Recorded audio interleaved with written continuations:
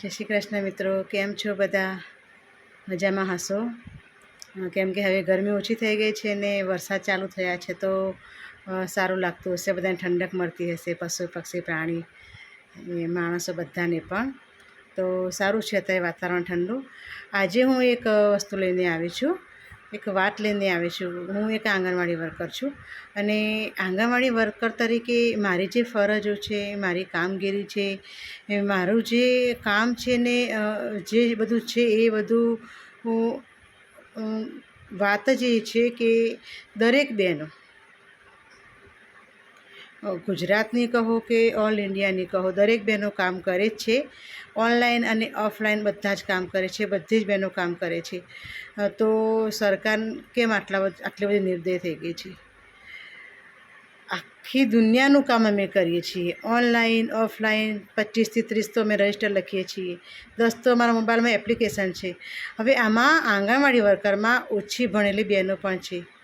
ઓછી ભણી બહેનોને બિચારાને ક્યાંથી મોબાઈલનું બધું કામ ફાવે, છતાં પણ કોશિશ કરે છે કામ કરવાની. લોકોને કરગરે છે નથી આવડતું તો બીજા પાસે કામ કરાવે છે, પણ કામ તો કરે જ છે બધા. તો સરકારે થોડી રહેમ નજર રાખવી જોઈએ. મેં કાલે એક વિડીયો જોયો કે અમારી આંગણવાડી બેન રાજસ્થાનના હતા, એમને આ નોકરીમાંથી કંટાળીને સુસાઇડ કર્યું. કેમ આટલા બધા મજબૂર કરો છો બધાને? કંઈ નાના કર્મચારી છીએ એટલે? કાયમી કર્મચારી નથી એટલે? સરકાર શું જવાબ આપે? જવાબ આપે સરકાર કે કેમ આટલું બધું શોષણ થાય છે અમારી નોકરીમાં? વધારે પગારદારી છે એમને કોઈ કામ એટલું બધું નથી આપતા, અને અમે નાના કર્મચારીઓને શું અમને ગુલામ સમજો છો? અમે કામ કરીએ છીએ ને એ સામાન્ય આમ તો અમે મહેનતાણું લઈએ છીએ. શું થાય આટલી મોંઘવારીમાં 10,000 પગારમાં? શું થાય? રજિસ્ટરો પણ અમુક વાર તો અમને મળતા નથી, અમે જાતે ખર્ચીને લાવીએ છીએ. ઝેરોક્સો પણ અમે જાતે ખર્ચીને કઢાવીએ છીએ. અમે અમારા સ્ટોક આવે છે તો ભાડા પણ સાધનના વાહનના અમે આપીએ છીએ. ચોપડા રજિસ્ટર પૂરા થઈ ગયા તો અમે અમારા પૈસે લાવીએ છીએ. તો આટલું બધું શોષણ કરીને પણ સરકાર અમારી પર રહેમ નજર નથી રાખતી. તો અમારે શું સમજવાનું? બહેનોની એટલી બધી મજબૂરી છે તો બહેનો નોકરી કરે છે, તો મજબૂરીના આવા ફાયદા ઉઠાવવાના સરકારે. લોકો કહે છે કે આંગણવાડી વર્કરો બધું ખાઈ જાય છે. શું હોય છે ખાવા જેવું?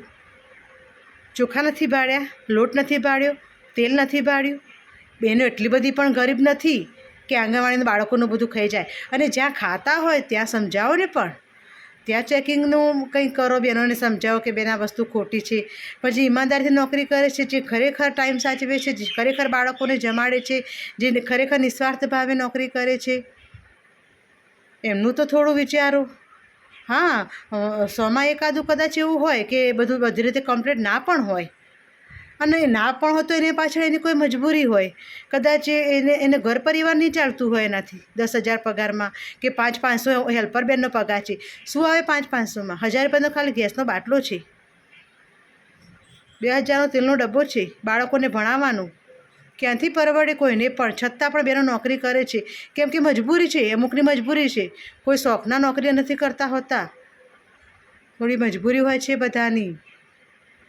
અને એક વિશ્વાસ હોય છે કે કાલે સરકાર કંઈક આમાં ફાયદો આપશે, કદાચ કાયમી કરશે, કદાચ કોઈ પેન્શન બંધાવશે તો કાલ આપણને કંઈક ફાયદો થશે. એટલે બેનો નોકરી નથી છોડી શકતી, ના છોડે. શું કામ છોડે? દરેક સ્ત્રીને સમાનથી ઇજ્જતથી જીવવાનો અધિકાર છે, તો નોકરી શું કામ છોડે? ના છોડવી જોઈએ. હું પોતે જ ના છોડું ને.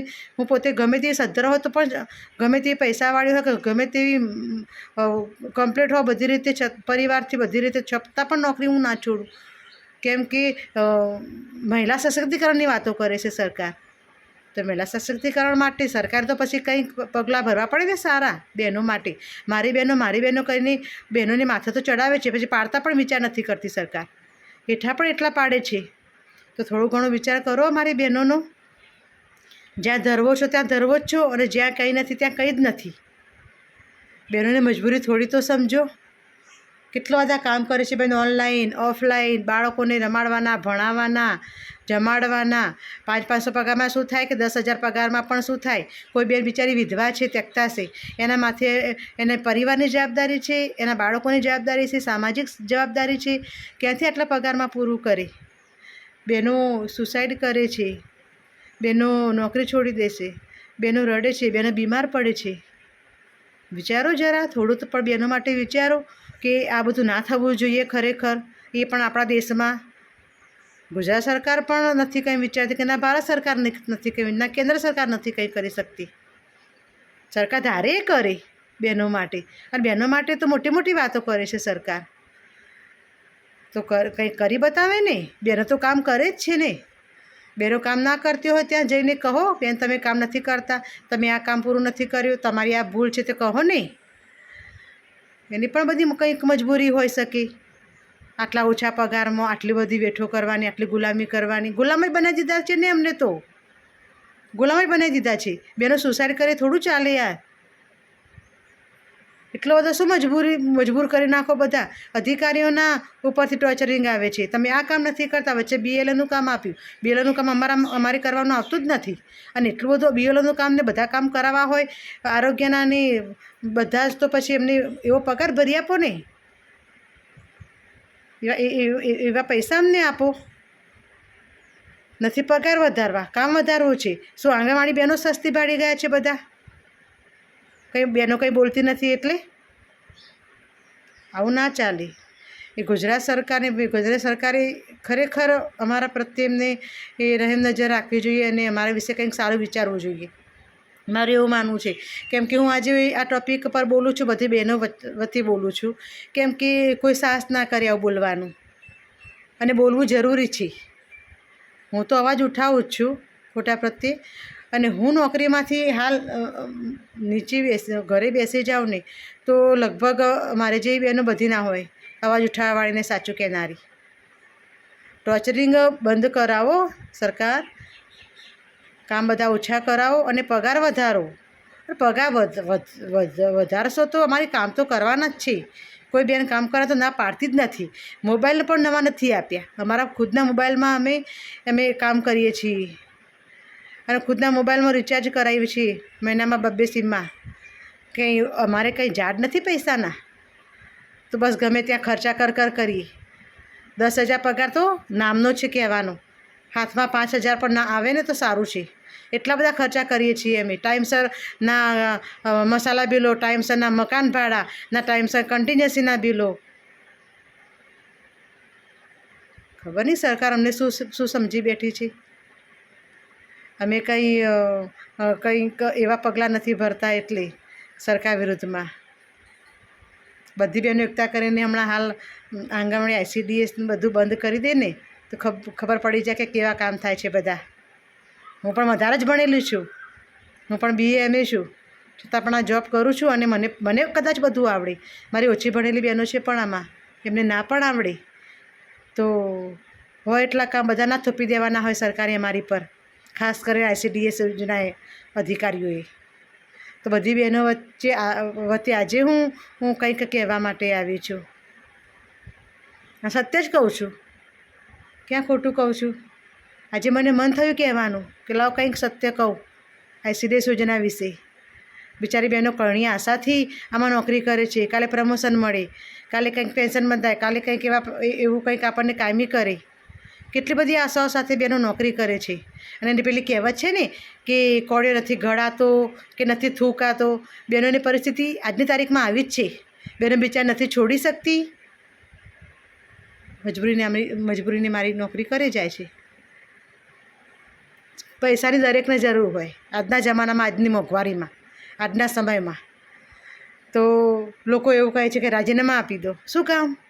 25 વર્ષથી અમે નોકરી કરીએ છીએ. 500 રૂપિયામાં અમે ચાલુ થયા હતા. તો રાજીનામા આપવા માટે અમે સંઘર્ષ કરીશું, અમે સત્ય કહીશું, અમે થતું બધું જ કરીશું, પણ નોકરી તો નહીં જ છોડીએ. બધાને ફ્રેશ કેન્ડિડેટ લેવા છે. અમે ફ્રેશ જ છીએ. એમના કરતાં અમે કામ સારા કરીએ છીએ.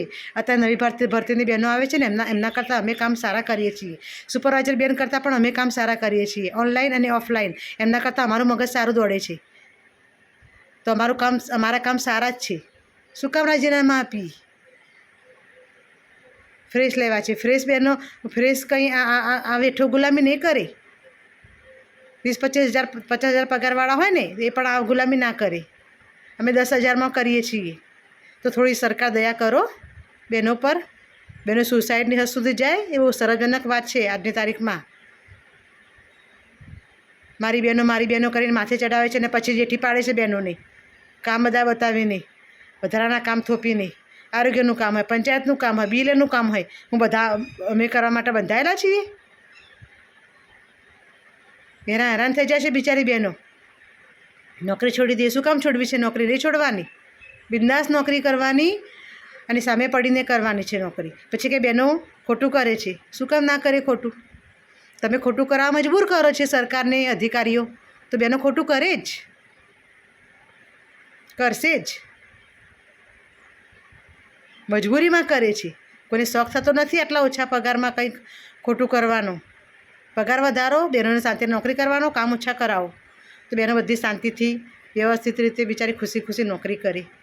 સરકારને મારી વિનંતી છે, જે પણ કોઈ મારો આ વિડીયો જોતા હોય કે સાંભળતા હોય, તો એક રિક્વેસ્ટ છે કે ખરેખર અમારી બહેનો પ્રત્યે રહેમ કરો, કામ ઓછા કરાવો અને એમનો પગાર વધારો કરો. સરકારને પણ અમારા વતી એમને વિનંતી કરો. બસ આટલું જ કહેવું છે મારે, કે બહેનોને કોઈ ખરાબ કરવા મજબૂર ના કરો. જય હિન્દ, જય ભારત.